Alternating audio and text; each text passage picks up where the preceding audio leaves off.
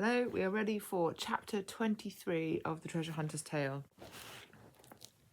In the morning, the campers packed up their belongings early and headed for home. They had run out of food, but it was only a few miles back to the House of Bread, and they picked blackberries on the way to sustain them. Freddie had run on ahead as his tummy was rumbling, and he wanted to get home before the others so he could tell his grandmother all of their adventures. Mr. Saved by Grace and Mr. Discover the Truth chatted to ears to hear as they walked. They wanted to ascertain his plans before making their suggestion of his joining them. "Well, gentlemen," said Ears to Hear, "I very much enjoyed our little adventure. Tell me, do you often find treasure, or are there days when you find nothing?" "Not for the want of searching," remarked Mr. Discover the Truth, "but yes, sometimes it takes a long while before we find anything. But it is our commission, while we are on this journey, to be ever watchful and hopeful of discovering more of the treasure of the king."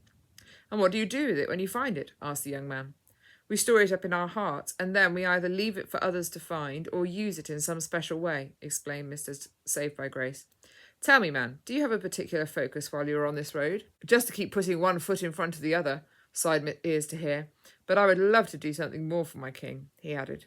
The two hunters looked at one another. "We were wondering whether you would like to join us in our hunt," smiled Mr. Discover the Truth. "You've already shown yourself an asset to the team," remarked Mr. Saved by Grace encouragingly. Ears to Hear beamed. "Oh, yes, please, gentlemen," he said. "That would do my heart good indeed. We will need to okay it with the king, but we wanted to see if you were up for the challenge before we asked him officially. I understand, and I hope he agrees to it." "He does," said a kindly voice, and there was the officer walking beside them. He held out a sealed commission to young Master Ears to Hear. "I have this for you from the king," he said, smiling. "I believe you already know what it says." Ears to Hear held out his hand and took the scroll. He broke the seal and read it out. His eyes grew very bright. "I am allowed to join you both, with the king's blessing," he cried. "Oh, thank you, Lord," he said, smiling happily at the officer. Just then there was a commotion up ahead, and Freddie came running back down the road. He looked terrified and was clearly running from something. The three men grabbed hold of their swords and ran towards him. Poor Freddie, who had been running for some time, was nearly ready to drop, and he made a beeline for the officer. The men then saw what had been chasing Freddie, for suddenly out of the bracken came two large grey wolves. They were slobbering at the mouth and snarling in the most horrid manner. They had clearly thought for young Freddie an easy prey, and so were very angry at the sudden appearance of the three men, all brandishing weapons. Freddie, who had buried his head in the officer's mantle, was shaking badly, but the officer held him by the shoulders and said, "I want you to look, Freddie. Watch the way your friends work together to protect you. See how they manfully fight to keep you safe." Freddie watched as one by one the hunters made good their attack. There was a moment when Ears to Hear got badly scratched, but even then he did not step back but pushed forward in the fight. "That's how I want you to be when you get home, Freddie, for soon you will need to be as valiant. For there will come wolves of a different kind, ones that tell lies about the king, and you and your family must be brave and stand for the truth." Freddie looked up at the officer, who looked down at him gravely and in a kind manner. "I am showing you this, so when the time comes you will know how to act," said the officer. "Thank you," breathed Freddie. "Will they scratch and bite like these beasts?" he asked, a little afraid. "They might," said the officer. "But don't forget, they can only hurt the body. They cannot hurt your soul." Freddie was quiet for a moment while he watched the battle.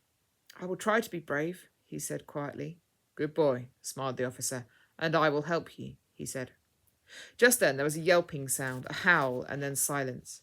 The three hunters wiped their swords and then walked back to the officer and Freddie. "Are you all right, Freddie?" they asked. Freddie ran and hugged them all. "Thank you," he cried. "I was so scared, and you were all so wonderfully brave." The men laughed. "We tried to be." They smiled at the officer. "Thank you, sir," they said. The officer gave them some cool, refreshing living water and bathed their wounds with leaves from the tree of life, then bid them adieu. As the little band walked back past the carcasses of the wolves, they noticed for the first time that they were wearing collars, and the collars had a tag on with the number of man, which is 666.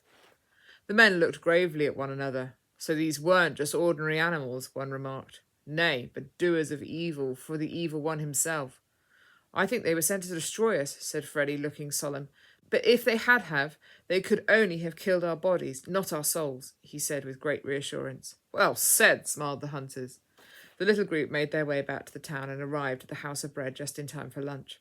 Miss Poor in Spirit was keen to hear all of their news, so they sat down straight away to eat and talk together.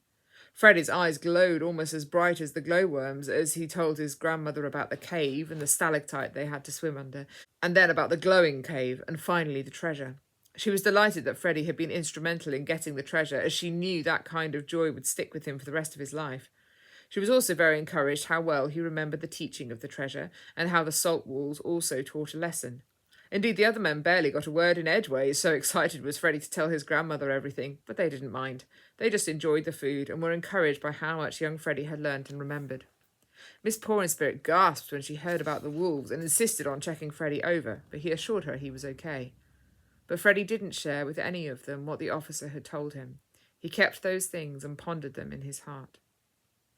On their honeymoon, Mr. Newhart and his beloved wife, Mrs. Beloved of the King, had also had things to ponder in their hearts. For while they were driving out of the town on the eve of their wedding, they had seen the love for them both from the townfolk. But then, as they drove further out, they had seen the great need there still was to reach more souls for the king.